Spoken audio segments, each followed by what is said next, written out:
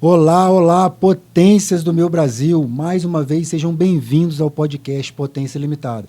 Nessa série especialíssima Potência Limitada na Estrada, hoje estamos na cidade do Rio de Janeiro, a capital carioca, que nos recebeu com chuva, um mar agitado, mas com aquela energia de sempre. E hoje temos aqui uma figura especialíssima, que a gente já se conectou desde quando Potência Limitada ainda estava engatinhando, a gente ainda não tinha gravado episódios, mas ele já foi uma pessoa que interessou, botou um olho amoroso ali dentro desse projeto e hoje está aqui com a gente para poder transbordar, passar um tanto da sua experiência. Felipe Winston, muito bem-vindo, seja muito bem-vindo ao nosso Potência Limitada. É um prazer ter você aqui. Felipe Winston, que é um mentor de estratégia para pequenos e médios empresários, né, Felipe?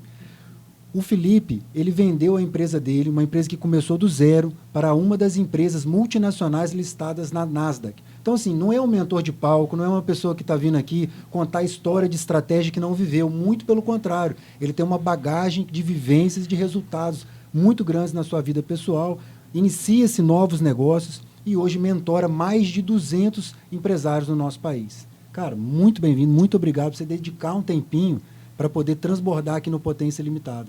Seja bem-vindo mais uma vez. Eu é que agradeço o convite. E sobre quem é o Felipe Winston, né? As pessoas geralmente me definem assim, como alguém que veio de classe média baixa, que o pai foi engraxate marmiteiro e pôde crescer financeiramente.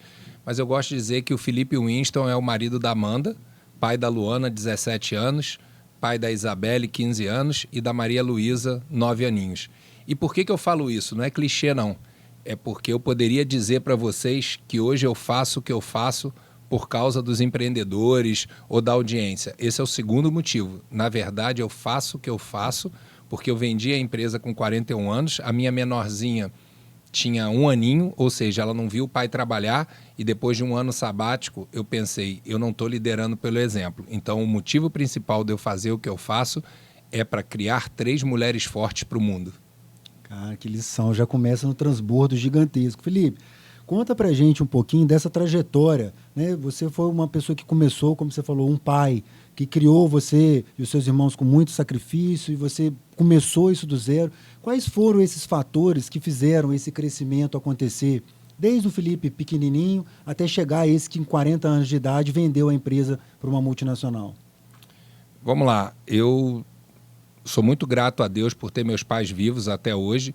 Meu pai é meu maior amigo e maior mentor. Minha mãe é minha mentora espiritual. Então, por ter um pai mentor... E, gente, um pai mentor não precisa ser um super-herói ou uma pessoa que saiba tudo. Apenas uma pessoa que, em alguns pontos da sua vida, já chegou onde você desejava chegar. E como meu pai veio do nada, sim, ele nos criou com esforço, mas eu nunca passei fome. Nasci na Tijuca, aqui no Rio de Janeiro, mas meu pai não, teve uma trajetória muito dura, foi engraxate, marmiteiro, morou em casa de cômodo, não sei se vocês sabem, casa de cômodo é uma casa onde várias famílias moram, cada uma em um cômodo. Então, o que eu digo que mudou minha vida e ajudou na minha trajetória foi sempre ter mentores na minha vida. Então, a começar pelo meu pai. Pelo pai. Exatamente. E a mãe, óbvio, também, né? A mãe, eu costumo dizer o seguinte, cada um tem a sua função. A minha mãe na minha vida é quem... Eu não digo que a gente consegue se manter em equilíbrio. Equilíbrio, se alguém descobrisse a fórmula do equilíbrio, estava trilhardário. Agora, o que você tem que fazer? Não deixar desequilibrar muito. Então, a minha mãe é a minha mentora espiritual. É aquela que toda vez que eu desequilibro, ela está ali para me segurar e reequilibrar. Felipe, vamos voltar nessa parte. Você falou, como é que foi esse ano sabático? É uma pergunta que a gente não conversou antes no nosso almoço. Não, aqui, é boa. Mas é interessante, por quê? Porque você veio num período, antes de vender a empresa, a gente colocou aqui, você vendeu uma empresa para uma multinacional, listada lá na Nasdaq, mas assim, você teve uma trajetória desgastante até chegar naquele momento. Né? Você trabalhava 12, 14, 16 horas por dia, sábado e domingo. Era uma realidade isso? Era uma realidade. A importância desse ano sabático? Eu aprendi com meu pai que o caminho era o trabalho duro. Mais uma vez, foi assim que ele cresceu. Hoje eu digo que o caminho é o trabalho certo, porque Deus foi muito bom comigo, porque se eu não tivesse vendido cedo, provavelmente eu teria uma estafa, um burnout ou até mesmo um infarto, porque eu tinha aprendido que era trabalhando sábado, domingo e feriado. E o ano sabático, eu digo que foi um divisor de águas. Lá atrás, eu vendi a empresa no dia 18 de março de 2016. Fiquei um ano como presidente deles no Brasil, dessa multinacional, e tirei o ano sabático em meados de 2017. Lá eu costumava dizer que eu estava na metade da minha vida e eu queria reprogramar a próxima metade. Tinha 40 anos. Tinha 41 anos. Hoje eu acho que dá para viver mais de 100. Então, aos 49... Nós vamos entrar nesse assunto do biohacking aí, vamos lá. Aos 49 eu acho que talvez eu esteja chegando próximo à primeira metade. Mas eu sou muito grato por poder ter, aos 41 anos, parado para repensar a vida. E o que eu escuto de empresários de sucesso é que eles só se recuperaram o tempo perdido com os netos. E eu pude recuperar com as minhas filhas. Sim, eu fui muito ausente no início, só que quando eu vendi... das duas mais velhas, né? Exatamente. Quando eu vendi a empresa, elas tinham 10, 8 e 3 aninhos. Então, o que eu queria nesse ano era ser pai full time. Então, eu fiz dever de casa, levei na escola, levei no balé e nas horas vagas, repensar a minha vida. Então, para mim, valeu muito a pena. Eu digo que me perguntaram numa palestra, Felipe, o que você teria a dizer aqui? Hoje eu moro em Orlando, na Flórida, né? E o que você teria a dizer para as pessoas que estão nos Estados Unidos fazendo um trabalho que não gostam? Eu olhei e falei, já sei, vocês querem que eu diga, larga tudo e vai fazer o que você ama. Não é o que eu acredito. Eu acredito que você tem que fazer o que tem que ser feito para um dia poder fazer o que ama. A verdade é que o mercado que eu estava, eu sou um engenheiro com mestrado em administração, eu estava na área de saúde, eu não amava a cirurgia, mas aquilo fez eu atingir o objetivo da liberdade financeira para minha família. Então eu fiz o que tinha que ser feito. Eu falei para o pessoal, hoje eu faço o que eu amo, só que era 11 horas da noite. E eu falei, ainda fazendo o que você ama, você precisa fazer o que tem que ser feito, porque eu podia estar com a minha família e estava lá dando a palestra. Então, o ano sabático serviu para eu repensar minha vida. E aí eu vou contar para vocês, porque todo mundo acha que é só 1000 maravilhas. Depois de 12 meses, numa quarta-feira, eu moro num condomínio grande, uma casa grande em Orlando, tomei uma notificação porque as árvores estavam sem um mulch, que é tipo um adubo que tem que ficar ao redor. Falei, não estou fazendo nada, vou lá na Lowe's, compro um ancinho e vou fazer. Cara, comprei a quantidade errada, tive que voltar lá. Nada de errado nisso, mas passei a manhã toda quase que capinando. Quando eu fui almoçar, minha esposa perguntou assim, dá para você levar a Isabelle, que era minha filha do meio, na ginástica? Falei, dá. Quarta-feira, 3 horas da tarde, entra um careca de 2 metros num ginásio onde saíram campeões olímpicas, tinham 40 mães e eu. Pode estar na minha cabeça, mas o sentimento que eu tive é que todas as mães me olharam e pensaram assim, quem é esse cara que não faz nada? Esse à toa. Aquilo me incomodou tanto que eu fui pro carro. Eu fiquei esperando a minha filha no carro. Quando ela saiu, fui para casa, cheguei para minha esposa e falei, acabou. 12 meses, bastante, muito novo para me aposentar. E aí eu resolvi voltar. E voltei fazendo o que eu amo, que é estratégia. Mas tem um ingrediente nisso daí também, não tem? Diga. A filha mais velha, ela teve uma percepção e uma fala. Como é que é isso? Conta pra gente. Então, vamos lá. Quando eu resolvi voltar, e eu sou muito de escutar as pessoas, às vezes as pessoas pensam que você só deve escutar aquela pessoa que tem tudo melhor que você. Não, eu acredito que você não deve acreditar em críticas construtivas de quem nunca construiu nada, mas você deve saber que cada pessoa tem algo para te entregar. Então, eu tenho um afilhado, por exemplo, de 18 anos, que mora em Alphaville, e ele é especial, mas quando eu digo que ele é especial é porque ele é muito melhor do que nós todos. E vendo ele se superar, me dá sempre força. Então, ele é um mentor de vida para mim. O Breno é um mentor de vida. E as minhas filhas são também mentoras. E a minha mais velha, ela tem uma inteligência, não digo nem emocional, mas ela tem uma percepção da vida diferente. E aos 10 aninhos, ela falou assim para mim, pai, eu tenho muito orgulho de você. Aí eu fiquei com 3 metros, né? Aí, pô, você sempre fez tudo pela gente. Eu falei, com certeza, filha. Ela falou assim, você sempre fez tudo por você. Eu falei, sim, filha, porque eu acredito que em caso de despressurização, coloque a máscara primeiro em você. Mas, pai, eu nunca vi você fazer nada pelos outros. E aquilo foi um soco na boca do meu estômago. E eu falei, ela está certa. E existem duas maneiras de você doar. Uma é doar dinheiro, e está tudo bem, eu acho que quem pode, e eu faço também. E tem outra que é doar algo que vale mais que dinheiro, que é seu tempo. Então, realmente, eu resolvi doar parte do meu tempo para compartilhar conteúdo nas redes sociais para ajudar pequenos empreendedores que ainda não podem pagar minha mentoria. E esse foco, entrando aqui já na questão da mentoria, o seu foco são empreendedores na América, já que você mora lá, ou aqui no Brasil? Ótima pergunta. Eu fui para lá para tirar um ano sabático. Quando acabou esse primeiro ano, eu falei, vamos embora. Lembra? Na ginástica, vamos embora, hora de voltar. A minha esposa falou, poxa, o Rio de Janeiro está perigoso, vamos ficar mais um ano aqui.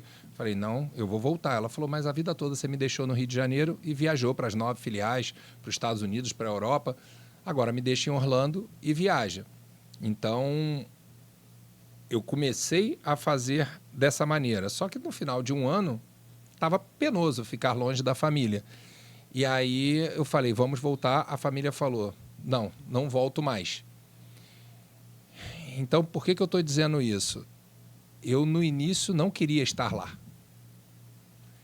E achar o porquê de eu estar fazendo o que eu estou fazendo, levar a minha vida para lá, realmente mudou. Começou a fazer muito mais sentido. Mas até, repete para mim, você tinha me perguntado sobre... Se a mentoria ela é focada no empreendedor brasileiro ou no empreendedor americano, já que você está morando lá até hoje. Ótimo. Vamos lá.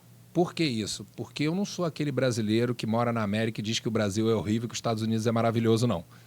Eu, durante 4, 5 anos, queria voltar e ainda hoje prefiro o Brasil. Estou lá talvez por segurança. Então, eu só acalmei meu coração quando eu descobri que nós somos 3 milhões de brasileiros morando na América, 38 mil CNPJs. Então, primeira coisa, eu só ajudo, nada de errado, mas é uma decisão minha, empreendedores brasileiros. Estrategicamente. E isso resolveu a minha dor. Só que quando eu comecei, meu network estava todo no Brasil.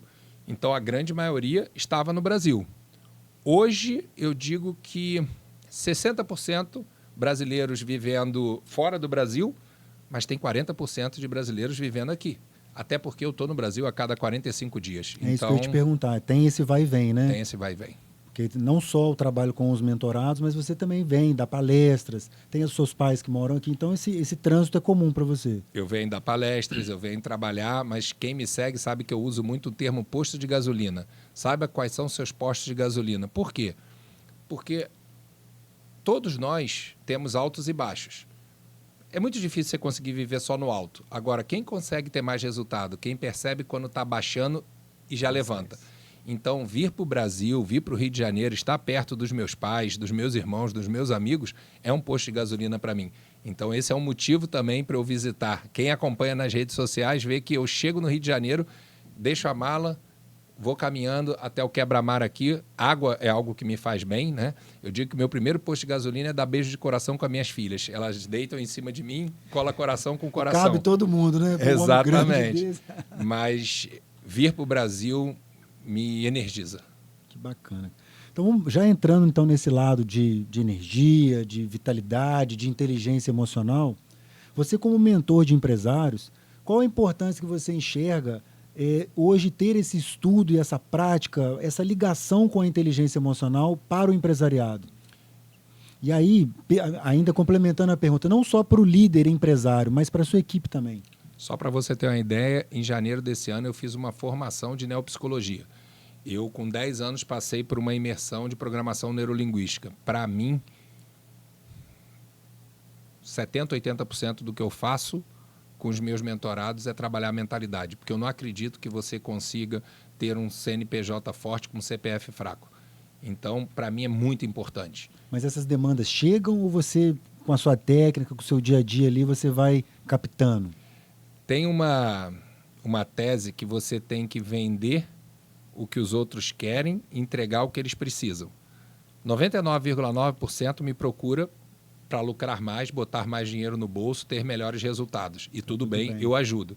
Só que, o que eu entrego? 100% negócio? Não. Eu começo preparando eles, desconstruindo a mentalidade deles, reconstruindo e levando eles para o próximo nível. Então, eu entrego o que eles estão precisando para chegar no resultado que eles tanto desejam. Então, é uma análise muito mais profunda do que analisar só a estratégia da empresa. E é engraçado, assim, na primeira sessão de mentoria, é muito comum a pessoa falar, vambora, estou aqui, vamos falar do meu negócio? Aí eu falo, não. Aí a pessoa me olha, tipo, não, peraí, eu te paguei para você analisar meu negócio. Eu falei, não, você me pagou para eu te levar para o próximo nível. Então, primeiro eu quero saber de você. Primeiro eu quero saber o que você quer. E olha, eu já tive muitas surpresas, tá? Já teve um caso de uma mentorada que, quando ela, 44 anos, quando eu perguntei isso, ela começou a chorar na minha frente. Falei, pô, mas o que será que eu falei? E ela falou, olha, nunca, nem minha mãe, nem meu pai, nem meu irmão, e nem mesmo meu marido me fizeram essa pergunta. E aí ela falou, olha, aos 44 anos é a primeira vez que eu vou responder. E a resposta dela foi totalmente contrária da posição que ela estava. Ela sempre quis outra coisa, mas foi para onde desejaram que ela estivesse. E aí a estratégia é totalmente diferente. Muda tudo. Muda tudo. Cara, e como assim, como que o empresário pode buscar essa inteligência emocional? Você falou, eu entendo isso também, busco os estudos sobre a inteligência emocional, essa desconstrução. Como que ele inicia esse processo sem a ajuda de um mentor? Pelo menos para ele começar a dar os primeiros passos, um fator primordial.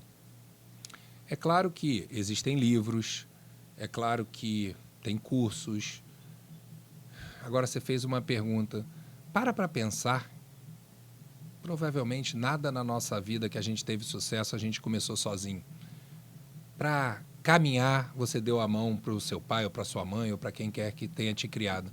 Então eu digo que eu vejo muita gente perdendo tempo, dinheiro, e tempo é mais valioso que dinheiro, dando cabeçada sozinho.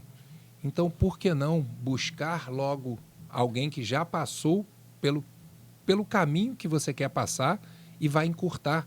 Então, muitas das pessoas, você até me falou assim, mas muita gente vê isso como gasto. É uma mente muito pequena. Sabe o que é gasto? Porque vai falar, eu vou pagar um mentor, vou gastar com isso. Sabe o que é gasto? Você perdeu 1, 2, 3 anos de vida para aprender algo que você poderia ter aprendido em 2 meses.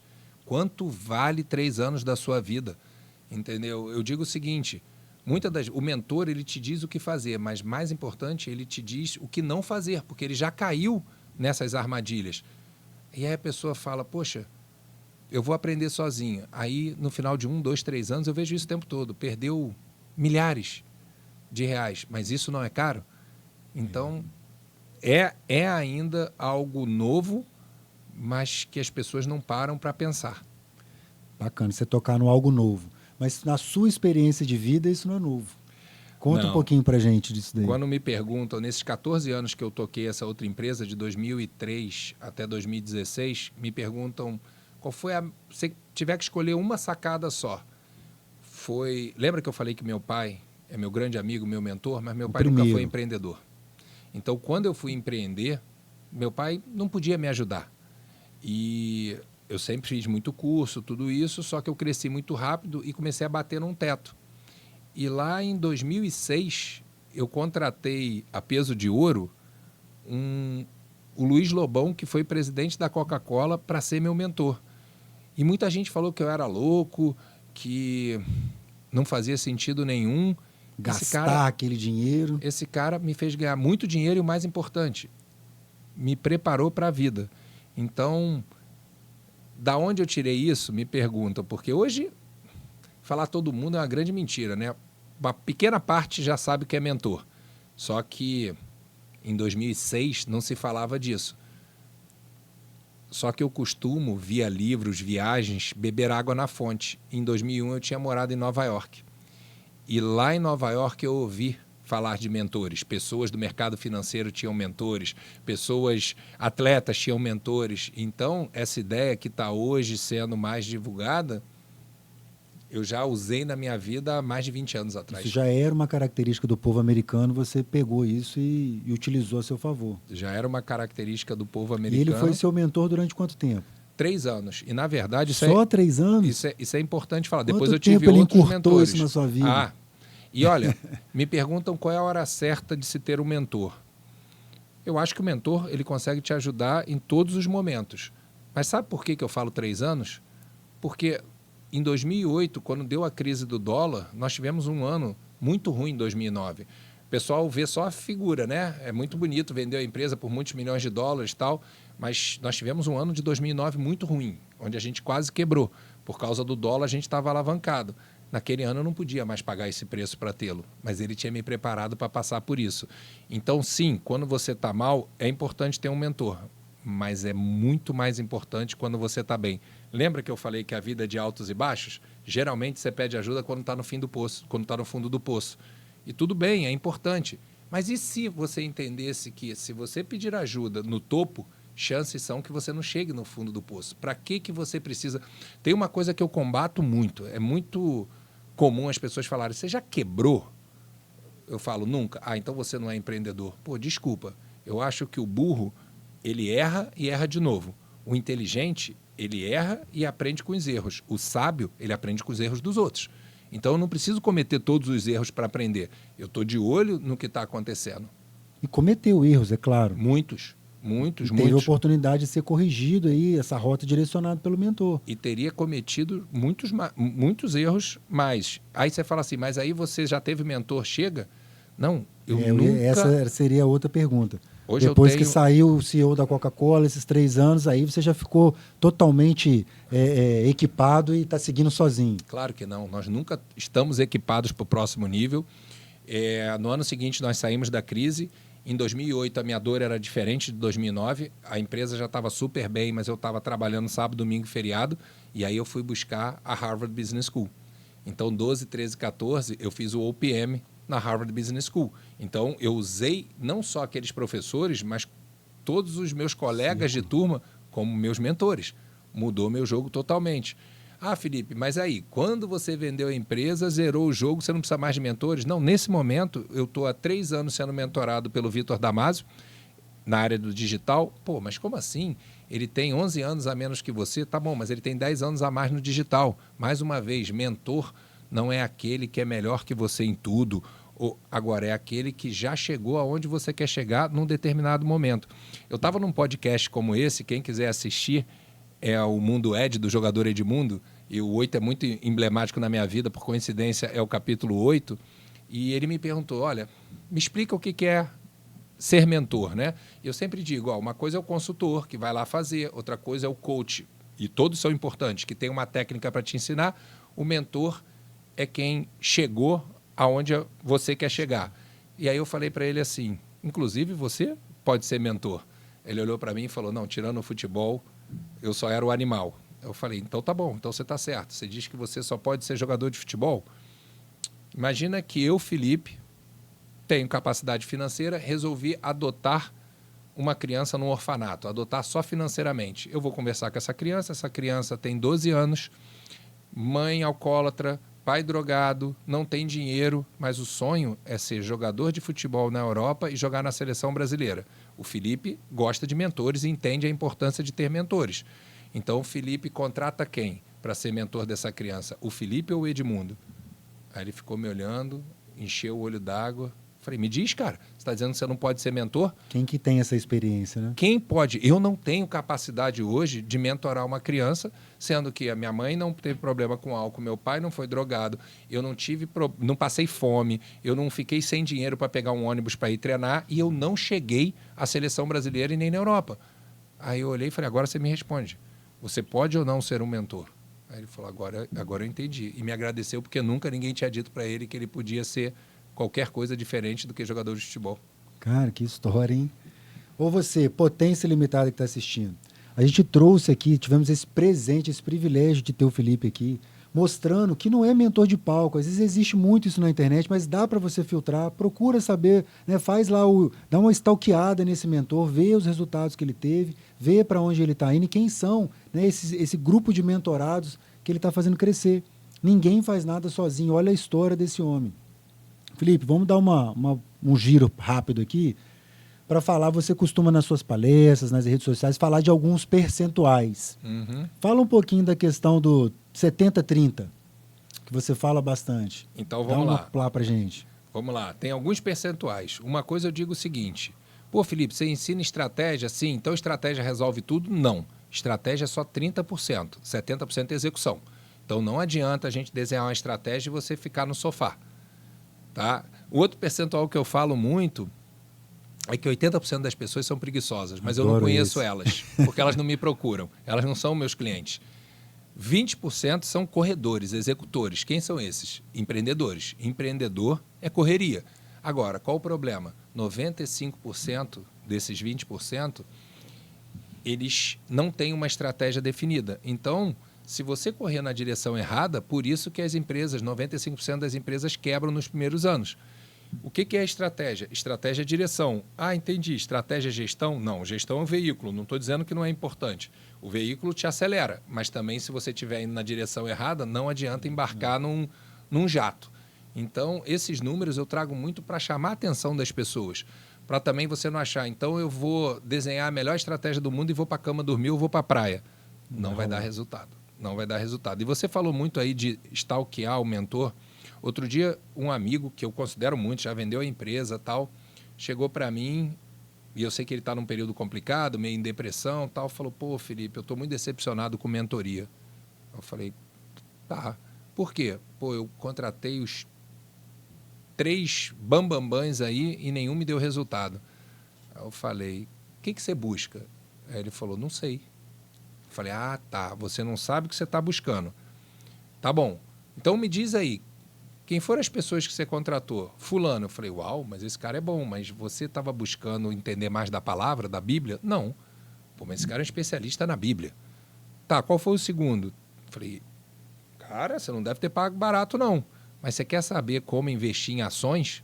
Não. Eu falei, mas esse cara é um investidor de ação. Qual o terceiro? O terceiro é, pô, um cara... Eu falei, cara, esse cara é fenomenal. Mas você quer aprender inteligência emocional? Pô, Felipe, eu não busco isso. Eu falei, então desculpa. Você está culpando os mentores, sendo que se você não sabe o que você quer, e a stalkeada não é nem só para ver se o cara é bom ou não, é para ver se ele entrega o que você precisa. Mas então é antes, né?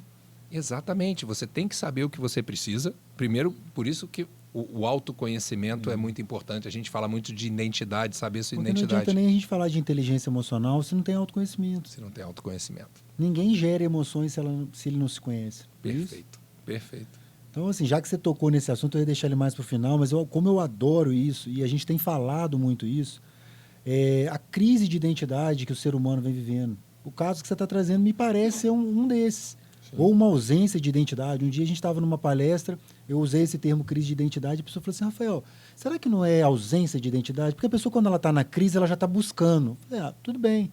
Mas o ponto principal é a pessoa não se conhecer, ela viver no efeito manada.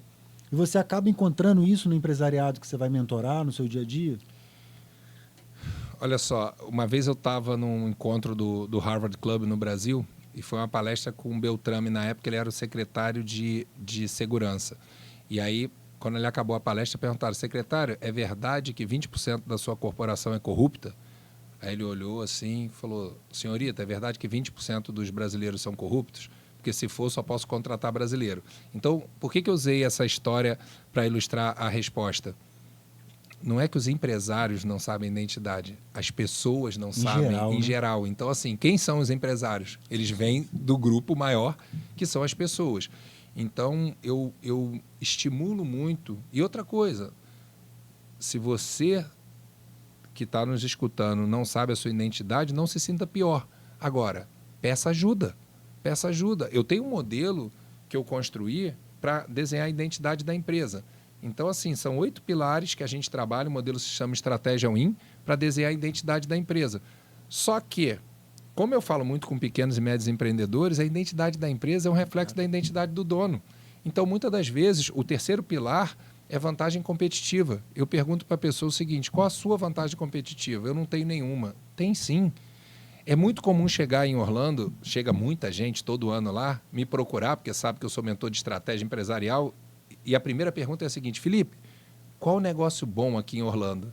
Aí eu falo, jura, se tivesse um negócio bom, todo mundo estava nele, né? Pronto. E no dia seguinte ele seria ruim. Eu ia ficar cheio demais. Então, o que eu quero saber? No que você é bom. A minha pergunta não é sobre o negócio, sobre o que você é bom. Qual a sua vantagem competitiva? Se a sua vantagem competitiva resolveu uma dor, bingo, você tem um negócio aí. Então, a sua vantagem competitiva está muito ligada à sua identidade, quem você é. Eu costumo dizer o seguinte, inegavelmente eu sou um cara competitivo. Eu sou muito determinado. Tem uma história no esporte também, no esporte. Né? Só que assim, qual a chance, mesmo que eu me dedique muito, de eu ganhar, não sei se vai ter gente que vai estar nos escutando, mas assim, vocês vão entender. Qual a chance de eu ganhar um concurso do cabelo mais bonito? Eu posso me dedicar quanto eu quiser, cara. Não vai rolar. Pô, eu adoro carro. Mas sabe por que eu não participo de campeonato de kart? Porque eu tenho 1,96 m. Eu não vou nem encaixar no kart, cara. Então, assim, entenda quem você é. Não, mas aí, poxa, eu quero ganhar o campeonato de kart. Ser piloto de kart não está linkado à minha identidade, nem física. Nem física. Então, você precisa saber quem você é para você explorar o seu potencial. Agora, quando você não sabe quem você é, sabe o que você faz? Você tenta ser o outro. Então, imagina que eu vou copiar alguém. No fim do dia, eu nunca vou ser uma versão melhor do que a própria pessoa. E a opinião alheia começa também a ser um fator gigante na vida da pessoa, né? Porque ela não tem identidade. Então, eu entendo assim, a pessoa que tem a identidade construída, ela conhece a identidade dela, pouco importa o que você está achando, é só a sua opinião. E isso faz também uma diferença no dia a dia da criatura, né? Vou trazer outra história para que as pessoas não esqueçam. Eu tenho o privilégio de conviver com o Lyoto Machida. E ele me deu o livro dele autografado. E tem uma história no livro que clicou muito para mim. Quando ele foi campeão em 2009 do UFC, o corner dele eram os 2 irmãos karatecas e o pai, o mestre. Tava ele pulando, correndo, os irmãos se abraçando e tal, e o senhor Machida parado. E aí uma empresa de TV foi entrevistá-lo. Falou, senhor Machida, seu filho acabou de ser campeão mundial, tal, por que você não está pulando, tal, você não está feliz? Ele falou, eu estou feliz, mas por que você não está correndo? Ele falou, por 2 motivos. Eu sou um educador e do outro lado tem um pai que perdeu. E eu não preciso esfregar na cara dele, porque muitas das vezes era o meu filho que tinha perdido. Mas o mais importante é o seguinte, quantas vezes meu filho perdeu uma luta e estava lá no fundo do poço? E eu entrei no vestiário, peguei ele lá embaixo e falei, olha só, você não é pior que ninguém porque você perdeu, a sua identidade está aqui. Sabe o que eu vou fazer hoje? Quando eu entrar no vestiário, meu filho vai estar lá na lua. Eu vou pegar ele lá de cima e vou trazer ele para baixo e vou falar o seguinte, você não é melhor que ninguém porque virou campeão mundial. Você é a sua identidade. Então, é importante que as pessoas, sim, conheçam a sua identidade, mas entendam que muitas das vezes você precisa conversar com pessoas próximas para entender melhor quem você é. Da mesma maneira que você precisa entender que elogios e críticas valem tanto quanto uma nota de R$3. Entendeu? Se você sabe quem você é, cuidado.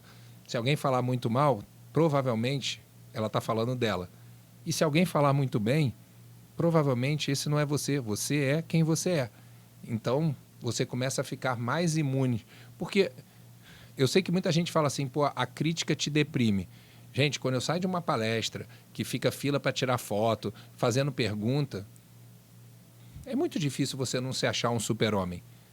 E eu costumo dizer que você precisa ter âncoras. E eu sou leonino, eu sou de 8 de agosto. E o leão é uma figura importante para mim. Se você chegar no meu celular, nos meus escritórios, tudo, tá cheio de leão. Mas sabe por quê? Porque o leão serve para mim mostrar quem eu sou. Tem aquele dia que você tá mal, eu olho pro leão, parece que ele fala no meu ouvido, ô, você não é isso que estão falando. Mas também naquele dia que você sai de uma palestra, ele fala, opa, baixa a bola. Baixa a bola, neném. Excelente. Ó, já que você falou aí esse leão, ele pode ser considerado uma âncora, né? Total. Da PNL. Total, uma âncora. E a música? Você já contou uma história dessa também que eu achei fantástica. Eu tenho também hoje uma mentora, há 3 anos, uma mentora espiritual. Ela me ajuda muito. E ela me ensinou a usar um gatilho, uma âncora, que é o seguinte, você escolher uma música e aquela música você vai escutar sempre que você precisa estar no seu estado de máxima potência. Na época tinha uma banda aqui, não sei se foi o Coldplay, qual foi a banda que estava rodando aqui 2, 3 anos atrás, uma banda muito famosa, e ela botou um vídeo. E ninguém percebe isso. Todo show eles vão caminhando para o palco ao som de Guerra nas Estrelas, que não é deles. Mas aquela música é a âncora para eles entrarem no estado de máxima potência. Então, por isso que você vê vários atletas escutando no fone alguma coisa, outros têm rituais. O Phelps fazia muito isso, né? Exatamente. E aí, para mim, eu tenho uma música, eu escolhi, claro, não é minha nada, que é 2001, Uma Odisseia no Espaço. Toda vez que eu vou preciso entrar no meu estado de máxima potência, eu coloco essa música e ela me lembra que chegou o momento de eu reunir todas as minhas energias. E aí você já citou isso para mim, por isso que numa palestra eu mostrei o haka do pessoal dos All Blacks. O que é aquilo? Aquela dança que eles fazem antes de todos os jogos serve para duas coisas. Primeiro, avisar a eles mesmos que o jogo vai começar. A batalha vai começar. E mandar o recado para os adversários que já começou. Excelente. Vamos dar mais um giro aqui. Uma das coisas que você, como mentor, enxerga aí nos seus mentorados, essa questão da miopia do dono. Total. E vou acrescentar mais uma coisinha. O empreendedor brasileiro que está na América, ele também sofre das mesmas coisas que o empreendedor que está aqui no Brasil? Vamos lá. Vou falar do empreendedor brasileiro que está na América. Tá. Isso é bastante crítico, porque aqui nem sempre você empreende por vontade, mas é menos difícil você se empregar. Na América, muitas das vezes, você não arruma emprego brasileiro, então ele é obrigado a empreender. Tá. Então, esse problema vale para todo mundo. E existe uma coisa que eu digo que é um dos piores problemas do empreendedor, que é o isolamento do dono. Pô, esse ano de 2009 que eu quase quebrei, várias vezes eu fechei minha porta, baixei a cortina e chorei. Entendeu? Você se sente muito isolado. E a miopia do dono é o seguinte: por que as pessoas perguntam, mas se você já chegou nesse nível, por que hoje você tem mentores? Pensa o seguinte: se eu estou vendo aquele problema da minha empresa todo dia, aquilo vira normal para mim. Então é como se você decidiu comprar um Corolla preto, aí você sai na rua e fala, caramba, só tem Corolla preto. Não, porque você está vendo Corolla preto o tempo todo. Então o dono da empresa, ele precisa ter pelo menos alguém externo para mostrar o que ele não está enxergando, para ter uma visão diferente daquela míope que ele tem do dia a dia. E a miopia do dono não é demérito, acontece com todo mundo. Por isso que grandes empresas têm conselhos. Porque o CEO daquela empresa, ele está vendo aquilo todo dia. Chances são que ele não está conseguindo ver coisas diferentes. Então, muito do mentor é para tirar você dessa miopia. E por que o empresário, dentro dessa miopia, talvez isso tenha a ver, demora a pedir ajuda ou não pede ajuda? Olha, eu não tenho esse dado, eu sou um cara muito analítico, eu fico observando as coisas. Tipo assim, isso é uma realidade. Isso é uma realidade. Existe uma dificuldade de pedir ajuda. A gente não está falando em números nem percentuais, porque a gente não tem esses dados. Eu alucino, tá? Primeiro, 68% dos meus mentorados são empreendedoras. Primeiro porque eu acho que a mulher, ela não se acha menor por pedir ajuda. Como ela tem um intelecto mais desenvolvido, ela entende que pedir ajuda não é um ato de fraqueza, e sim um ato de nobreza. Agora, é engraçado, eu faço essa pesquisa, volta e meia eu estou no meio de amigos que não têm mentores e falo assim, olha, se a gente resolver aprender a tocar violão, o que a gente vai fazer? Pô, vamos buscar um professor, né? Falei, Se a gente resolver lutar jiu-jitsu, o que a gente vai fazer? Pô, vamos buscar um mestre de jiu-jitsu, né? E se a gente resolver montar uma empresa aqui, vamos lá fazer. E eu falo, gente, vocês estão entendendo por que alucinação, mesmo que você tenha... Eu fiz mestrado de administração, aquilo ali é teoria, não é prática. Entendeu? Então, assim, mesmo que você tenha a parte acadêmica, você não pedir ajuda para empreender. E aí, mais uma vez, eu criei uma tese na minha cabeça que é assim, por algum motivo do machismo da sociedade, parece que para muitos dos homens pedir ajuda é sinal de fraqueza. Pô, como é que eu vou falar para minha namorada, para minha esposa, que eu pedi ajuda no meu negócio? Como assim? Se a gente entende que a vida é muito mais sobre pedir ajuda e ajudar outras pessoas. Então, eu acredito que principalmente na sociedade brasileira, que é a que eu convivo mentorando, ainda tem muito desses tabus. É como o tabu que a gente falou de ser um gasto com o mentor e não ser um investimento, né? Às vezes a pessoa vai comprar um maquinário, ela enxerga que é um investimento, mas contratar um mentor que pode encurtar todo esse caminho acaba sendo visto como gasto. Eu vou dar um exemplo. Um dos meus mentores, né, o Vitor Damasio, ele fez uma imersão há 3 anos atrás em Orlando. E aí ele cobrou R$10.000 para passar algumas horas do dia com ele. E se você levasse outra pessoa, a segunda pessoa pagaria 5. Ou seja, se vou eu e você, 7.500 para cada um. Eu falei, eu vou, cara. Esse cara tem mais experiência que eu. Pô, eu posso aprender sozinho? Posso. Vai demorar quanto tempo? Quanto vale a minha hora? Quanto dinheiro eu vou investir errado? Falei, poxa, mas isso é a maneira que eu já aprendi desde lá de trás a pensar. Chamei praticamente todos os meus amigos. Todo mundo me chamou de louco. Você vai pagar R$10.000 para falar horas com uma pessoa que é 11 anos mais nova que você e talvez não tenha nem atingido ainda o resultado financeiro que você atingiu? Eu falei, mas eu vou pagar porque ela tem um conhecimento que eu ainda não tenho. Ah, mas você não é inteligente? Sim, aí eu faço o quê? Eu vou voltar e fazer uma faculdade disso? Se eu posso, em poucas horas, pegar o conhecimento dele? E aí ninguém foi comigo, mas ainda assim eu paguei os R$10.000. Nessas 3 horas, esse mentor me mostrou que eu estava indo por um caminho errado, que a minha comunicação era para um público diferente. Eu ajeitei isso com ele lá e no ano seguinte fiz R$2 milhões. Engraçado, aí 10 ficou mil, barato, aí né? 10 mil ficou barato, né? Então, assim, é gasto ou é investimento? Agora tem um outro problema. Tem pessoas que não importa onde ela vá, ela sempre acha um problema. Eu leio bastante livro, aí me pergunto assim, como é que você consegue absorver tanta informação? Eu falei, como assim? Não, pô, você lê livro de 200 páginas. Eu falei, mas eu não preciso absorver 200 páginas. Se num livro eu pegar uma sacada, já mudou meu jogo. E as pessoas ficam, não, mas eu tenho que ler e pegar tudo. Tem livros como O Segredo da Mente Milionária que eu já li mais de 20 vezes. Parece coisa de maluco, né? Só que a cada vez eu pego uma coisa diferente. Sabe por quê? Porque eu não sou o Felipe igual ao Felipe de 20 anos atrás, quando eu li a primeira vez. Nem mesmo igual ao Felipe de 6 meses atrás. Hoje o que eu preciso é diferente. Então, eu estou mais atento.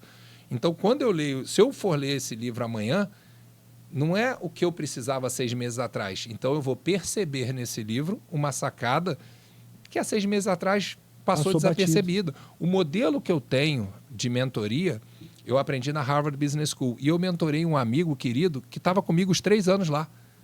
Sério? E aí ele brinca e fala assim, cara, engraçado, né? Isso clicou para você e eu estava na aula.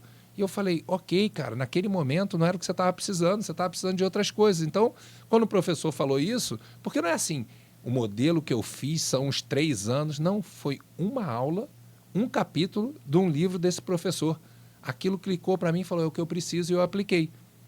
Então, é isso que eu queria voltar, porque às vezes tá no mentor, vai, o exemplo que você usou, contratou um cara fera dessa área, mas e a aplicação? A gente volta lá na execução, que é o 70-30 que você já falou. Exatamente. Porque às vezes vira uma obesidade mental. O que adiantaria você ler aí trocentos livros de 200 páginas, mas não pegasse nenhuma sacada em nenhum desses livros? Aí vamos lá, o tio Uli é meu amigo, né? E ele fala uma coisa que para mim é genial. Imagina que você está numa canoa. O empreendedor, ele é executor. Só que o que começa a acontecer? Ele rema só com o braço direito. Imagina uma canoa. Se você remar só com o braço direito, o que acontece com essa canoa? Ela vai rodar. Ela vai rodar. Aí alguém fala para esse empreendedor o seguinte, vai estudar, cara, vai ler livro. Aí ele para de fazer tudo e só estuda. Aí ele começa a remar com o braço esquerdo. O que vai acontecer? Roda para o outro lado. Roda para o outro lado. Então, o que você tem que entender? E aí, vamos lá. Rema uma com direito, outra com esquerdo. O que acontece com essa canoa? Ela vai para frente. Mas ela vai assim, ó, um pouquinho para cá, depois um pouquinho para lá. Mas ela está indo para frente. Tá. E ela está indo para frente. Bingo. Com o tempo, o que você acostuma? A remar com as duas juntas. Você não pode parar de estudar. Se aqui aconteceu com vocês o que aconteceu comigo, que um dia meus pais falaram, filho, termina a engenharia que você não vai precisar estudar mais. Eu estava com 20 anos, no 4º ano. Pô, pai, estou estudando para caramba. Mais um ano, cara, você finaliza e não precisa estudar mais. É um erro deles, você tem que estudar para sempre. Então, para essa canoa andar mais rápido, é estudar, executar, estudar, executar. Se você aprende isso, e sem ficar com obesidade mental, mas também não ficar naquela correndo que nem um desesperado, sem parar para recalibrar o seu negócio. Cara, é importantíssimo. Uma outra coisa que a gente sempre fala, Felipe, eu queria que você tocasse nesse assunto, é a questão da ambiência. Eu vi que nos últimos dias você fez uma palestra, os stories foram pipocando lá, você republicando, né, as pessoas estavam te marcando. Eu achei fantástico porque tinha, né, atrás de você com quem.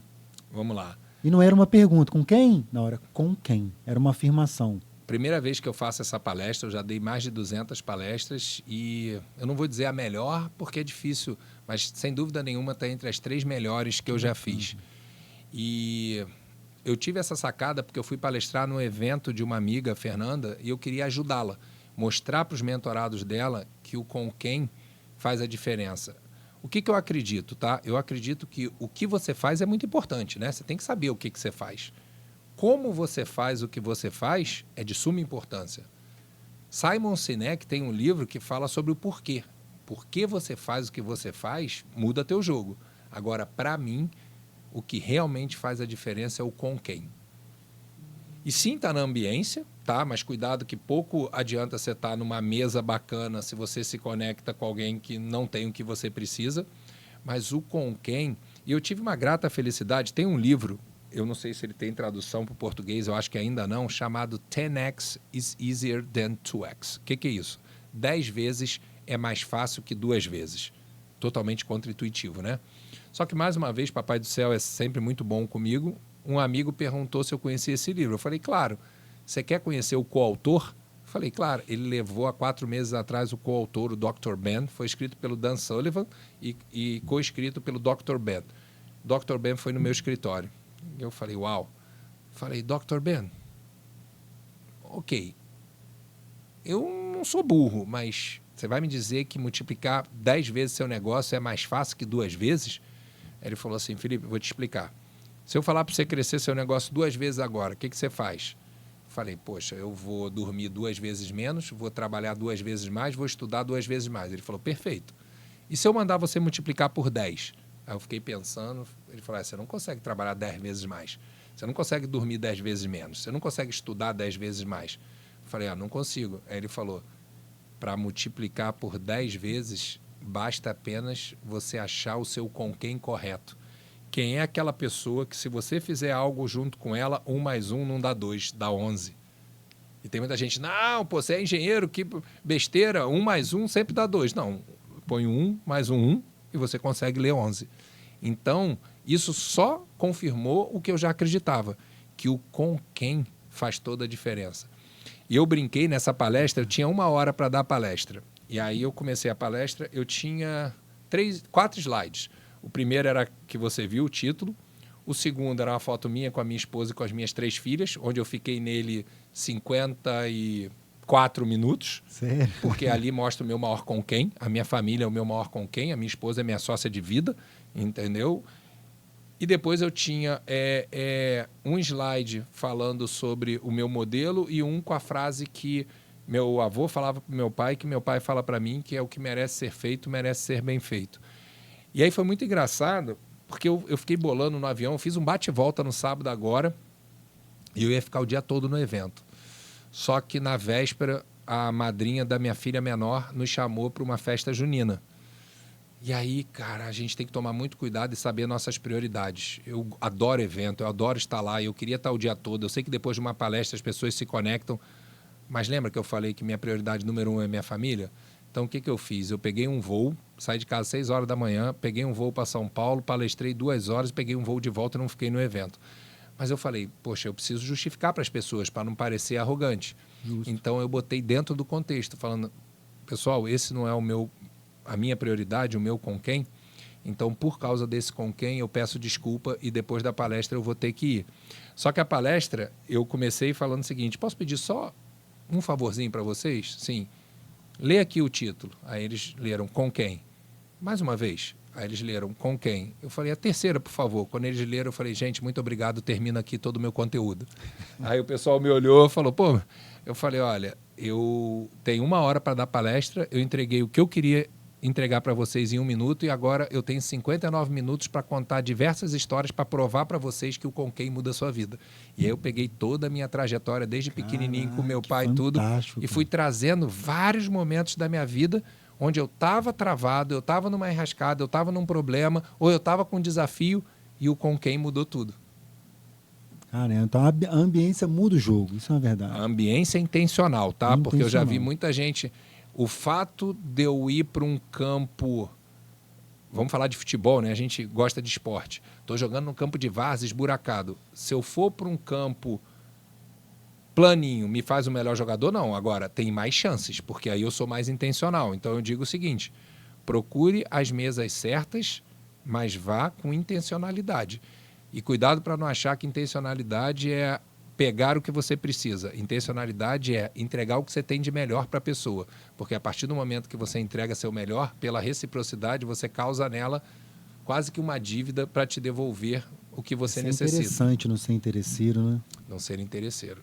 E esse network é uma dor muito grande, por exemplo, que muitos de nós lá na nossa região, no interior, de se conectar com pessoas, né, que já cresceram, e isso tudo, a partir da pandemia, né, você vê, a pandemia foi um momento triste que todos nós vivemos, de muita dificuldade, muitas pessoas, né, perderam entes queridos, mas ela potencializou essa possibilidade de estar próximo de uma pessoa como você. A pessoa está lá na sua mentoria, ela está te seguindo ali na rede social, ela está pegando esses insights e trazendo aplicações para dentro do dia a dia. Então, o Potência Limitada até ele veio, né, um dos motivos dele era a gente criar um ecossistema que tivesse essas pessoas e possibilitasse um ambiente de network de alto valor. Só que Parabéns. a gente, nessa pequena trajetória, a gente já percebe algumas pessoas que não se alinham com esses princípios. E aí, uma outra pergunta que eu quero fazer para você. A gente precisa falar alguns nãos. E isso dói, seja para uma pessoa que quer, às vezes, se aproximar e ali não tem essa sintonia, ou, às vezes, as pessoas que a gente sempre conviveu, que a gente ama, que a gente não vai deixar de ser amigo, que a gente não vai deixar de ter um parentesco, mas que a gente precisa desalinhar um pouquinho para alinhar num outro contexto. Então, vamos lá. Eu tenho uma palestra só sobre o poder do não. Eu digo o seguinte, o não dói. O que dói é o não dito de maneira errada. O que dói é o sim mentiroso. Eu sou carioca, mas sei da fama do carioca, né, de falar não, sim para tudo e não fazer. Isso dói, porque imagina o seguinte, você me pede uma coisa que você precisa muito, tá? E eu não consigo dizer um não para você, mas eu não vou fazer. Vai doer muito mais, porque você vai estar esperando algo que eu não vou te entregar. Eu costumo dizer que tem 3 respostas possíveis. Sim, não e talvez. O talvez ele até existe, mas eu prefiro dizer o seguinte, já que é talvez, é não, pelo menos por agora. Porque eu acho que é muito mais justo. Mais nobre, né? Mais nobre, entendeu? Tudo, no mínimo eu te devo honestidade. E o poder do não, primeiro é o seguinte, se você diz um sim que te machuca, você está dizendo um não para você. E eu acredito que você nunca vai conseguir ser um bom marido, um bom pai, um bom mentor, um bom empresário, se você não estiver bem consigo mesmo. Agora, você precisa saber dizer não. Imagina o seguinte, você diz para mim o seguinte, olha, Felipe, eu estou precisando de uma coisa muito importante para a saúde dos meus filhos, tal, que você traga daqui a 2 meses quando você vier dos Estados Unidos. Por algum motivo, porque eu não vou estar com espaço, tal, eu não vou trazer. Mas aí eu digo para você assim, sim, cara, você relaxa, você vai ficar me esperando e quando eu chegar eu vou te inventar uma desculpa. Entendeu? Eu vou inventar, cara.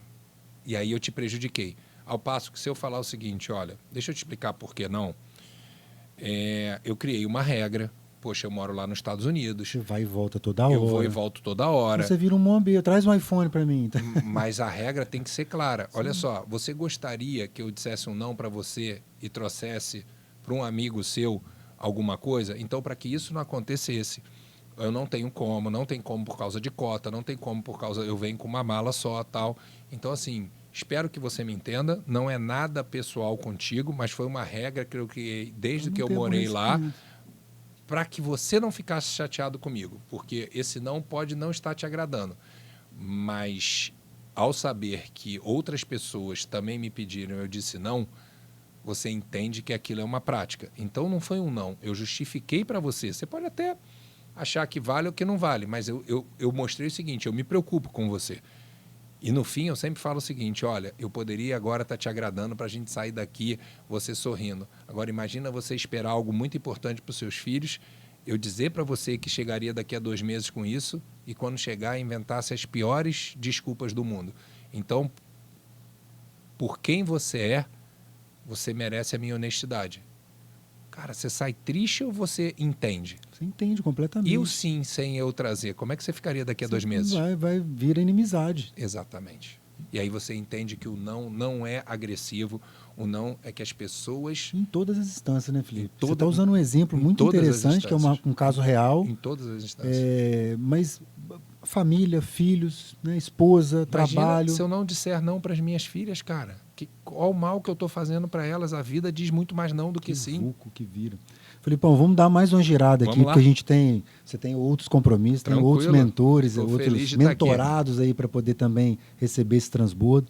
Vamos para a nossa pergunta final e deixando para você vai ficar com gostinho de quero mais mesmo, a ideia era essa, 1 hora para a gente conversar com o Felipe é muito pouco, e a gente já deixa marcado uma próxima oportunidade ele aqui no Brasil, a gente encontrar, fazer mais um na estrada, quem sabe ele palestrando em outro estado, a gente vai junto, acompanha e tem mais esse transbordo. A nossa pergunta final, que a gente sempre faz para os nossos convidados, é o seguinte: Felipe, diante de todo esse cabedal de experiência, você tem uma experiência empresarial, familiar, uma experiência internacional, de morar fora, de estudar fora. Então você foi uma pessoa que absorveu muito do mundo. O que é a potência ilimitada que existe dentro desse coração aí? Vamos lá. Eu vou olhar para o Felipe e trazer algo único. Talvez vocês estejam olhando aqui para uma das pessoas mais medrosas que vocês tenham visto na vida. E meu pai fala que desde criança eu sempre fui mais medroso que as outras crianças. Só que a minha potência ilimitada é entender que existem 2 tipos de medo. Aquele que te paralisa e aquele que te faz ser melhor para vencê-lo. Então, a minha potência ilimitada é nunca deixar ir para o lado do que me paralisa. Então, eu me lembro que aos 3 aninhos eu fui para o clube de uma cidade do interior, de Paraíba do Sul, onde a minha mãe nasceu, e as crianças do meu tamanho estavam pulando de um trampolim de 10 metros. E eu me senti mal de estar com medo. Eu cheguei lá em cima e dei uma travada. Porque eu tinha 3 anos, elas tinham o meu tamanho, mas eu era grandão, elas tinham 6. Só que, desde sempre, eu me preparei e eu sabia nadar. Então, fez com que eu tivesse a confiança de mergulhar. O que eu faço? Pô, Felipe, mas você é empreendedor e tem medo? Sim, faz com que eu estude mais que todo mundo.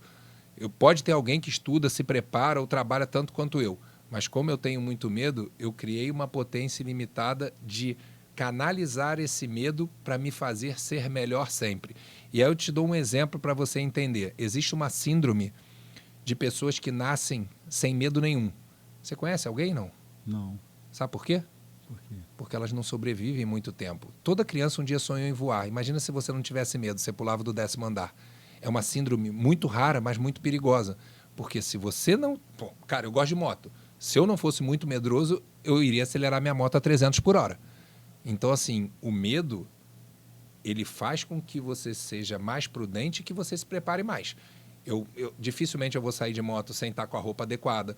Eu já fiz treinamentos, eu gosto de carro. Então, assim, minha potência ilimitada, fazer com que uma criança, uma pessoa medrosa, transformasse isso numa determinação muito grande de ser melhor a cada dia.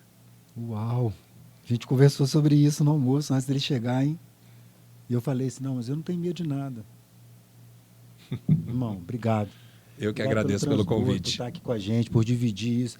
E você, Potência Limitada, vai lá no Instagram do Felipe, @Felipe Winston, né? Uhum. Segue lá, veja, né, os programas de mentoria que ele tem, conheça um pouco mais, stalkeie esse coração transbordante para poder fazer parte da sua vida. Se você não for ser um mentorado, você vai ser um seguidor que vai consumir um conteúdo de altíssima qualidade e relevância para a sua vida, para a vida da sua família, para a vida da sua empresa, tornando você uma potência limitada. Potência Limitada na Estrada vai ficando por aqui. Já já a gente volta em algum lugar do Brasil com alguma figura de relevância, como aqui é o caso do nosso irmão Felipe. Fica com Deus. Até.